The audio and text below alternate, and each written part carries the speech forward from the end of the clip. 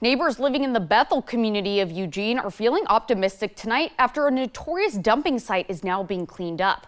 The site is located near the Danabo Ponds and has become a dumping ground for tons of garbage over the last few years.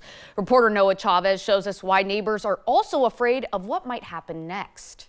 Actually, when your last newscast was about that, and the reporters were walking down the pathway and you could see all that. You don't see that from the road. Back in January, we showed you this privately owned vacant lot that was filled with trash that has grown over the last few years. Not always. I would say within the last 5 to 10 years is when it really started showing a dump. It reached a breaking point when the owner of the property reached out to Gazelle LLC to help reclaim the land and clear out the debris.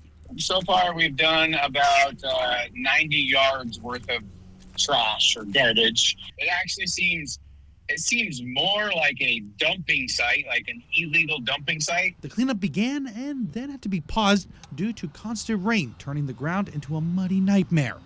Spending the day out here, you can understand why cleanup was halted for the past few days, just because of how muddy and slippery the conditions are.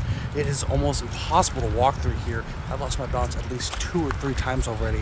Shopping carts full of trash get brought up onto the streets here and left. But now, one of the major concerns expressed by neighbors is once all of this trash is completely removed, the site returning to the way it was, being once again a literal dump site in the neighborhood. I was happy to see the trash leaving. I just wish there was a more permanent place for those people to go to have a safe place. A lot of times when they move from like this site to another site, they leave all of that there and start over. Only time will tell, as there is still a lot of trash that needs to be collected and pulled from the water. Yeah, I personally have never worked on a job with anything like this. Of course, I've seen other areas of Eugene that look exactly like that.